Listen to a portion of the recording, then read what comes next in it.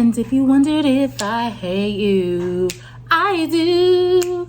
Shit if you to make me feel just like this. What I would do to make you feel just. Hi, YouTube.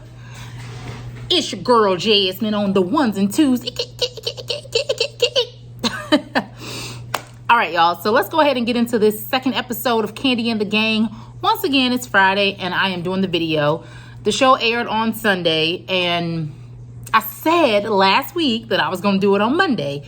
But once again, here I am this week reviewing the episode on Friday. And the new episode comes out in, 2 days. Maybe I'm going to get it together next week. But let's get into it, right? All right. So another good episode. I really enjoyed it. This one was very funny, especially the end was super funny. So I definitely enjoyed this episode. The episode, and I took notes this time, so I got a little, follow through. So the episode opened up with Patrick and Melvin, and both Patrick and Melvin are Kandi's cousins. They're her younger cousins. I think Patrick's 28 and Melvin is 30. So it looks like they're roommates, so they share a apartment or whatever together. So they're roommates or whatever. So Patrick was just basically talking about his relationship with Safari and what he does at Old Lady Gang, which he is the parking lot manager or whatever. It looks like, what's his name? It looks like Brandon. No. Patrick. Okay, it looks like Patrick has his own company. Like maybe it's a third party. And Kandi just outsources the parking, and the parking just so happens to be Patrick's company. Because he, when he wears his shirt, it says Manifestation Parking Company or something like that. So I'm thinking Patrick has his own parking company, and then Kandi just outsources parking for Old Lady Gang. Melvin, he's a cook at Old Lady Gang. I think Kandi sent him to culinary school or whatever. And yeah. Anyway, the theme song. So I did want to talk about the theme song. I want to say the theme song is so stinking cool. I love that Kandi is singing it too. That's pretty cool. Yeah, I really like this show, y'all. I'm loving it. I'm loving it. It's Friday, so my energy level is very like high up. And I had coffee. And I went to Target already, and it's only 1:37. I went to Target like at 10 this morning. And when I was leaving Target, I got a mango dragon fruit, a venti mango dragon fruit with light ice and no lemonade water. Okay. So, anyway, back to this. So anyway, scene flip, Dom and Brendan go on a date. Brandon is a good looking fella. And like he went on a date in a suit, like real Rico Suave, like, ooh. Yeah, anyways, he's good looking. And him and Dom, they'll make a cute little couple or whatever. So anyway, they were just talking about their separate things. And Dom was talking about her dancing and how OLG affects her dancing. And she was talking about how her goal is to like be a backup dancer. She wants to go on tour and she wants to backup dance for Beyonce on tour. And she talked a little bit about how she was on the Dungeon tour with Kandi. She had to audition. She made the audition. And they showed like a snippet of her dancing. And yes, girl, Dom, you got it.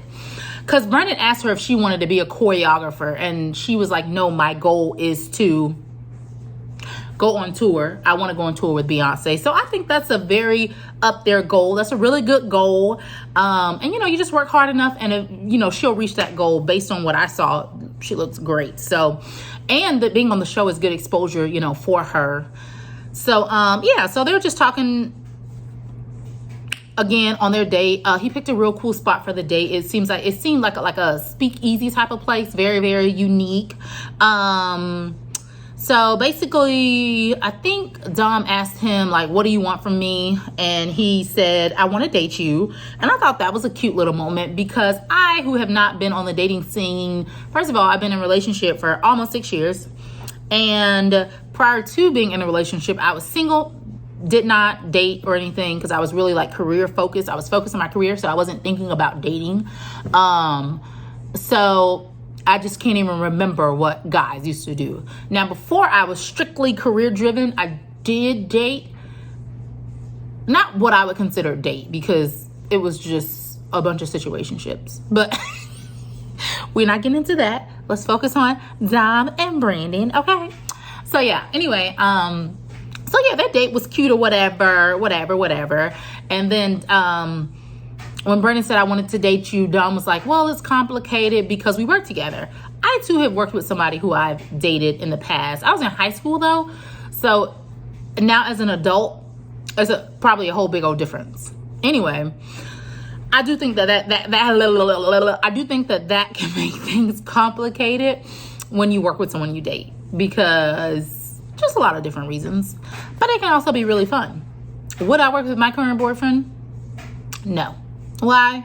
No reason. Just wouldn't. I want to be all like, you know, we see each other up, like, dude, like, we live together. Like, I want to see you at my job, okay? Okay. I want to come home and be like, hi! Nah, bitch, get my motherfucking face. Anyway, so, then Dom, Chandrika, and Torian, they meet up at Torian's house, Torian's little apartment or whatever. And what was funny is they came in there and Torian had like a little charcuterie board for them. And they're like, what's that? I need some meat. And it just like, you know, remind me of us Southerners. Like, we gotta have our meat, right? Charcuterie is meat, but it was like, you know, ham, turkey type of thing. They wanted some chicken and some meat, you know, not no rabbit food, as Dom called it. It's like, that's rabbit food. We black. And that's what I love about the show. Like, it just feels so real. Like, the stuff that they're doing is like stuff that you know what happened in real life, especially like at the job, at the workplace. You know, you start hanging out with people from the workplace, and you know, us black people, we really like, what that food is. Like, I'm black, I need some meat, you know. So I really enjoy that about the show. So then anyway, Melvin goes to his grandma's house, which I think his grandma is Nora or Bertha. His grandma is Bertha. So, and they're cooking, and they cooking up some good food. Speaking of food, so they're cooking up like baked chicken, macaroni, cabbage. And it just, I saw that and it like made me smile, because I was like, that's like typical Southerner. Like, that's typically, like, when I was growing up, like, that was just a normal meal. Like, cabbage, macaroni, like, it wasn't like a special occasion type thing. Like, it'd just be Tuesday and you eating macaroni and cheese. Uh-oh, my little baby's up. You're gonna have to wait like 3 more minutes. So you just wake up, you know, Tuesday you got macaroni and cheese, just because, you know, that's just what we eat, that heavy Southern food or whatever. Let me go get him. So yeah, girl, that's just what us Southerners be eating and stuff. So, Brian. So Brian, all the ladies love Brian, as far as like the old ladies. So Aunt Bertha, Nora, Mama Joyce, all of them love him. Brian has a real cool personality. I really like Brian. He's funny as hell. So anyway, the inner circle, they meet up and they go like to a restaurant or whatever. So it's Dom, Brian, Patrick, Brandon, Rashad, Torian, Chandrika, pretty much the whole gang or whatever. They go, they meet up, they're hanging out, and they just start talking about stuff. And then they start talking about how like the food at OLG isn't consistent, which, you know, the reviews says that like sometimes the food is good, sometimes it's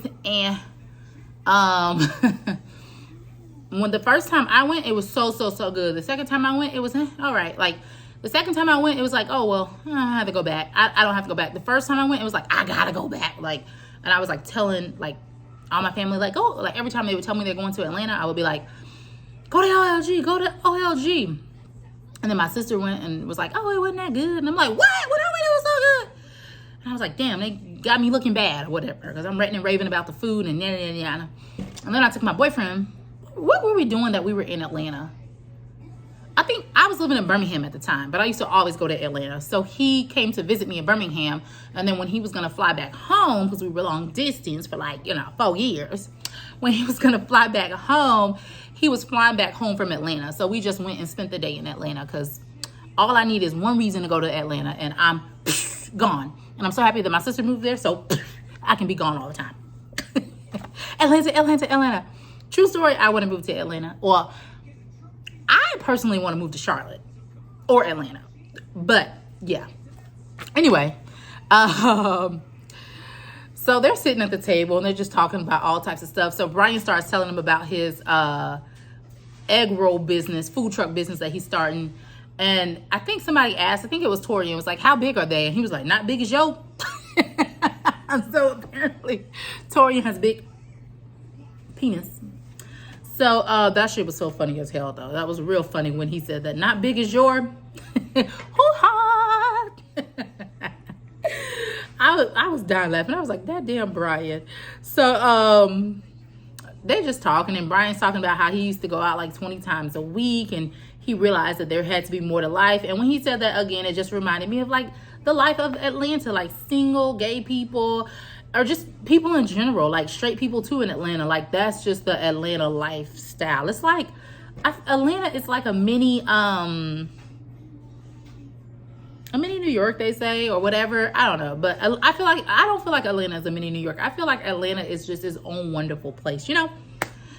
Anyway, so Brandon and Patrick, they actually showed up a little bit late, and then Shandrika was shifting all the seats, and just I guess so that Brandon and Dom can sit next to each other, which was a little like unnecessary. Brandon could have sat wherever, like she didn't have to do all of that, but whatever, she did it. Shandrika talks about how her and Patrick were in, somehow they bring up Patrick's girlfriend Safari, and Patrick's over here calling the girl a cougar. The girl is only 30 years old, and he's talking about cougar. And mind you, he's 28, so it's like not even that big of an age difference. She would be a cougar if he was like 18 and she was like 30, but he's 28, like she ain't no cougar. So Dom's like, stop calling her that, yada yada yada yada. So Shandrika talks about how his girlfriend and her got the same birthday. I guess they're Aquariuses, so they're like January, February birthdays or whatever. So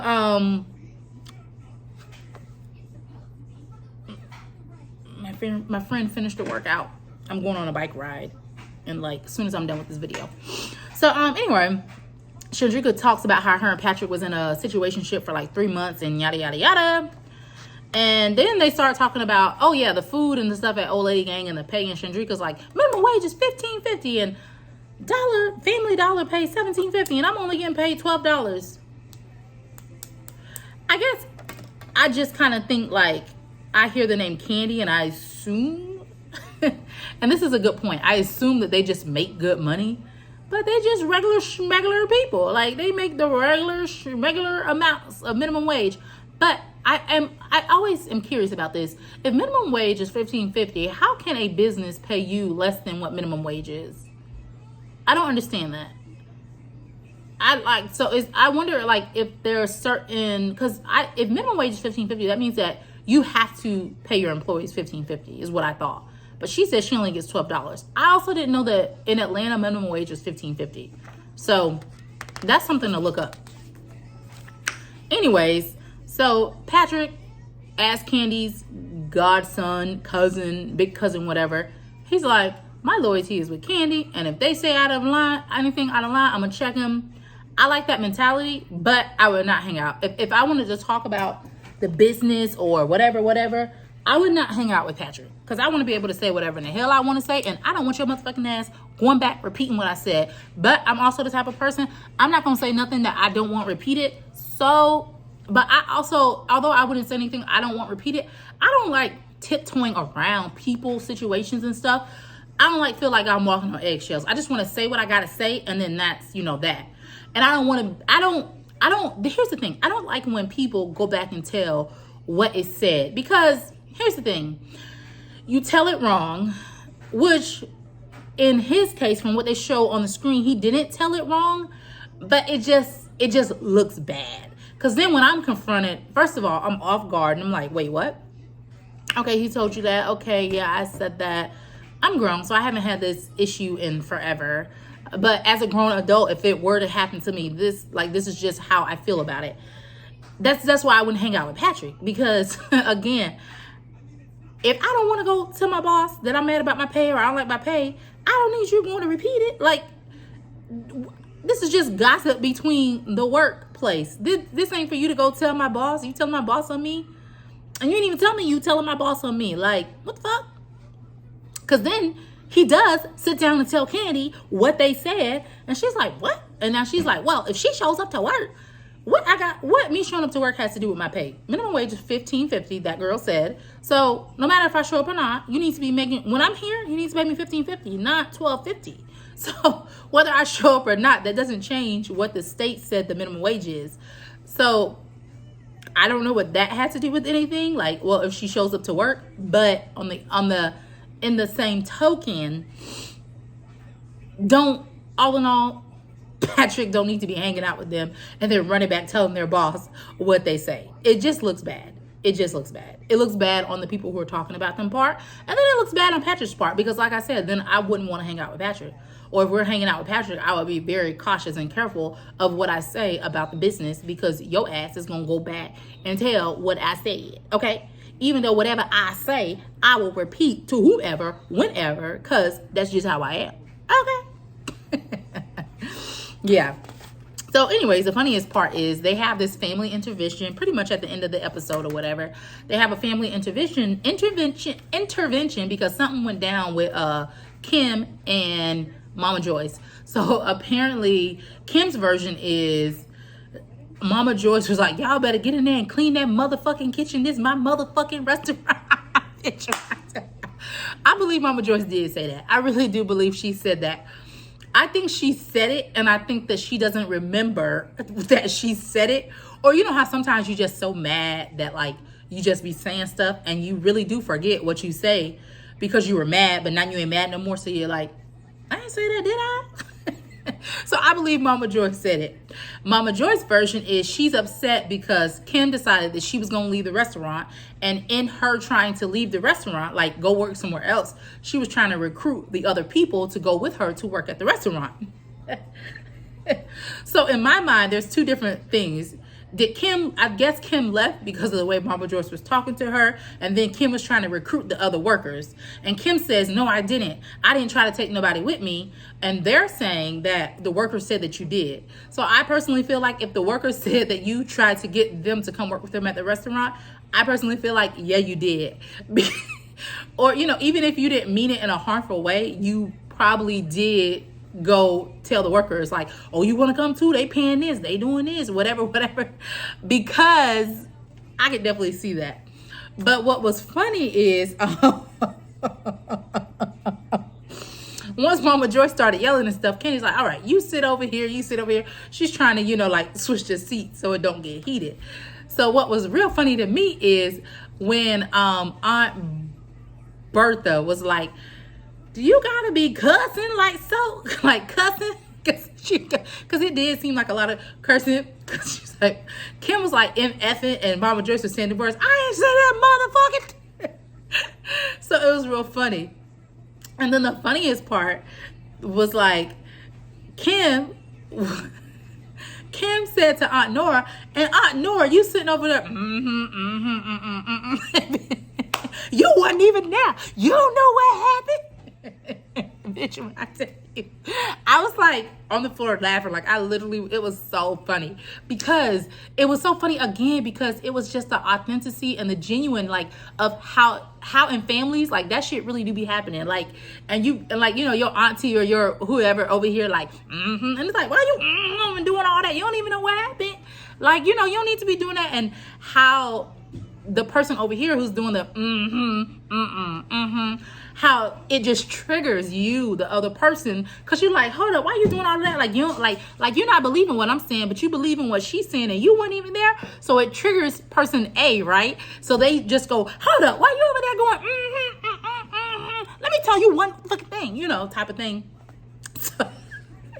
So again, it's just so relatable. Every single thing that happened on that scene is relatable. So then Aunt Nora jumps up and be like, let me tell you one thing. You do this, you do that, and I'm going to knock you down like I did before. That's what she says to Kim, right? So now they jumping up, they at each other's face. Candy trying to pull them back, and she like, what just happened? That ain't it. Y'all got to do this. Now, Kim, I'm really going to tell you, it really irritated me when they told me you were trying to take the people to go work at the other restaurant. Anyway, Kim denies that she tried to take the people, and basically all in all, they decided to hash it out, exit out. It's done. They moving on or whatever. So then Mama Joyce is like, all right, y'all go in there and eat them sandwiches because I paid money for that and I don't want that to go to waste. So they go in the kitchen and they start eating the chicken and stuff. And I think it's Aunt Nora like, this going to be my breakfast in the morning. And again, I love it. So lastly, what happens is Phil and Torian. So Torian comes up to the job. I guess he's working, OLG has an event space. And I guess Torian's going to oversee the event space because he wants to be an event manager. I too once was an event manager in my life. So he walks in, Phil's in there. Phil is fine as hell, by the way. Phil is fine as hell. And you know, this is so funny because Phil is fine. And I was like, is Phil gay? I wasn't sure. And then they show his boyfriend. And I was like, bitch, he gay. He gay fish. So yes, Phil is gay. Fine as hell. Ooh, fine. Ooh. So fine. He shows no femininity. Is that a word? No femininity. Feminine. I feel like he doesn't. I thought he didn't have a feminine side, but then when he was in the restaurant with somebody with that little purse around him, like the way he was standing like this and like this, then I realized like that was his feminine side, but he really doesn't have a feminine side. But anyway, Phil can go to hell because if he was my boss, I wouldn't tell him to go to hell, but in my head, I'd be like, bitch, go to fucking hell. Because again, I said this on the first video, he treats him, the way he treats him, like when we're working, we're all grown adults. I don't care if you're my boss, I don't care what you are. You need to talk to me like an adult. Don't talk to me how I would talk to my children. So he basically, like, Torian come in there, he's like, oh, you need to say hi to me. Now, I am a firm believer that if you walk in the room and other people are in the room, you as the one walking in the room, yes, you should be the one to speak. Hey, everybody, how's it going? Hey, how you doing? Type of thing. Okay, but I'm not finna, that's what I tell my children. Like I said, if my daughter walks in a room that's already full, I tell her, hey, you need to speak to everybody, okay? I'm not going to tell the people on my job who are grown adults that they need to walk in the room and speak to me. No, okay? So then he's telling Torian, well, I was in here, you should have said this, you should have come in here, how you came in here wasn't professional. Torian's like, I came in here to do a job. You not my boss or whatever he says or whatever. And Philip, gets all, well, I can do this and I can do that. And all in all, sir, that's not how you handle people. That's not how you deal with people. I don't know what you think, but you need to revise how you manage people because that's not the way to manage grown adults. If you work at a daycare or if you work at a camp, you talk to children like that, but you don't talk to adults like that. Anyway, that's all I got. Kandi and the Gang was dope. I can't wait to watch it Sunday. And then I'm going to do my review on Monday and not Friday. Anyway, that's all I got for y'all. Y'all have a good Friday and a good weekend. We got some good shows this weekend. We got Love and Marriage Huntsville. I'm so excited to watch that tomorrow night. And I am going to be reviewing it this season. So every week, you got a review from Love and Marriage Huntsville coming from me. That's it. Y'all have a great weekend. Deuces.